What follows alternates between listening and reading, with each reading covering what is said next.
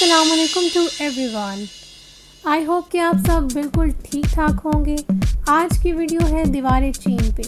जी हाँ, दीवारें चीन पे एक कंप्लीट डॉक्यूमेंट्री उर्दू ज़ुबान में। मुझे उम्मीद है कि ये आपके लिए बहुत ही इंटरेस्टिंग होगी और आपको पसंद भी आएगी। तो स्टार्ट लेते हैं। दीवारें चीन के बारे में कहा जाता है कि अब तक जितनी भी तामीरात हुई हैं इनमें ये सबसे ज़्यादा तवील है।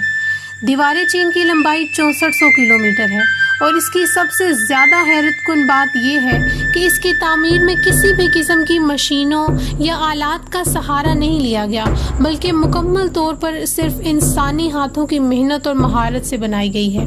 दीवारें चीन की तामीर मिंग शाही ख़ानदान के दौर में शुरू हुई। ये शाही ख़ानदान 1368 से लेकर 1644 तक चीन पर हुक्मरान रहा। ये दीवार उन्होंने मंगोल कौम के हमला आवरों से बचने के लिए तामीर करवाई थी। आज भी लाखों सयाह सिर्फ दीवारें चीन देखने के शौक में चीन का सफ़र करते हैं। मिंग के लफ्ज़ी मानी रोशन के हैं। गोया इस दौर में चीन को बेतहाशा तरक्की और खुशहाली मिली। इस दौर में चीन में चीनी के खूबसूरत ज़रूफ बनना शुरू हुए, जिन पर बेहतरीन और नहायत बारीक आर्ट के नमूने बनाए जाते थे। सिर्फ यही नहीं, बल्कि मिंग दौरे हुकूमत में अदब और आर्ट को भी खूब फ़रोग मिला। सकाफ़त की अक्कासी मुख्तलिफ तस्वीर के अलावा चीनी के बर्तनों पर भी की जाने लगी और आज भी चीन के बर्तनों और शो पीस पर उनके मजहब और सकाफ़त की अक्कासी नज़र आती है। चीन सदियों से मुख्तलिफ तहजीबों का गहवारा रहा है। इस खित्ते में कबल मसीह से आबाद चीनी बाशिंदे मुख्तलिफ अदवार से गुजर कर आज एक जदीद चीन की सूरत में एक आलमी ताकत बनने का ख्वाब देख रहे हैं। 20वीं सदी के पहले अशरे में चीन में सियासी अफरा तफरी शुरू हुई। चीनी बाशिंदों ने इनकलाब के नारे लगाने शुरू कर दिए और 1949 में माओ ज़ेडुंग की क़यादत में पीपल्स रिपब्लिक ऑफ चाइना के नाम से एक रियासत का क़याम अमल में लाया गया। कम्युनिज़्म तर्ज़ हुकूमत को अपनाया गया। इस दौरान सोवियत यूनियन में भी कम्युनिज़्म का जाल बिछा हुआ था। फ़र्क सिर्फ ये था कि रूस मज़दूरों के बलबूते पर कम्युनिस्ट तहरीक को चलाते रहे, जबकि चीन किसानों को लेकर आगे बढ़ते रहे। इसके बाद 1966 में चीन में कल्चर इनकलाब बर्पा हुआ, जिसके दूरस्थ नताइज निकले। 1972 में चीन और सोवियत यूनियन की दोस्ती में रखना पड़ गया। इस मौका पर पाकिस्तान ने अमेरिका और चीन की दोस्ती और हाथ बढ़ाने में अहम किरदार अदा किया। च्युनलाई की मुलाकात रिचर्ड निक्सन से कराई गई। ये मुलाकात निहायत अहम रही।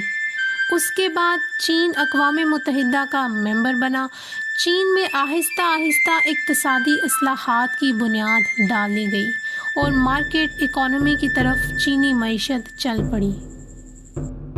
पाकिस्तान उन ममालिक में शामिल है जिन्होंने ताइवान के मसले पर रिपब्लिक ऑफ चाइना के साथ ताल्लुकात मनक़ता किए और पीपल्स रिपब्लिक ऑफ चाइना को तस्लीम किया। उस ज़माने से लेकर आज तक पाक चाइना दोस्ती की मिसाल ही नहीं।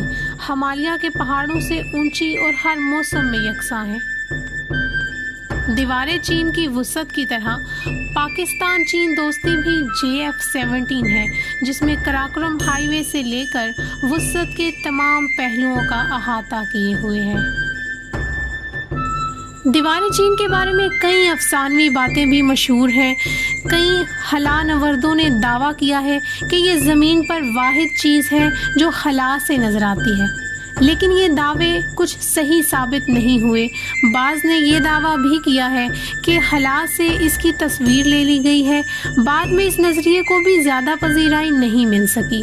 चीनी खला नवर्दों ने ज़मीन पर मौजूद किसी ऐसी चीज़ की तरदीद की है। ये सब क्या सराइयाँ हैं। आज तक इतनी दूर से तस्वीर लेने वाला कोई कैमरा इजाद नहीं हुआ।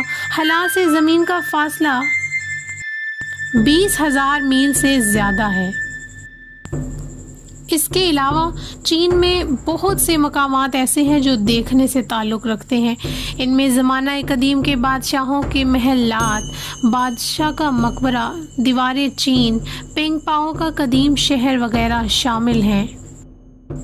اور مختلف مراحل سے گزرنے کے بعد بھی یہ دیوار آج بھی اپنی جگہ اسی طرح کھڑی ہے جس عزم اور ولولے کے ساتھ اس کی تعمیر کو آخری مراحل تک پہنچایا گیا تھا۔ آج بھی اس کے حد و حال وہی ہے۔ یہ دیوار اکثر پہاڑوں کو ملاتی چلی گئی ہے۔